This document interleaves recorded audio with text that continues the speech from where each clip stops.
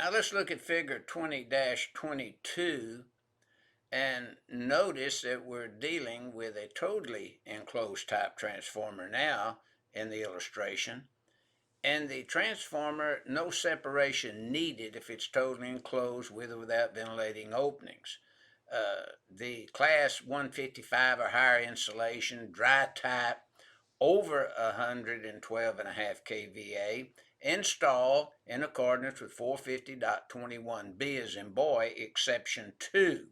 But notice if you was to have maybe one area of a wall that's a combustible type material, you could put a barrier insulating that area that's a combustible type material, and a transformer could be installed as shown, a transformer not totally enclosed.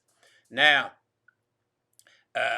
this figure 20-22 basically illustrates dry type transformers greater than 112.5 kVA and having a class 155 or higher insulated system shall be installed in a fire-resistant transformer room or use barriers for separation.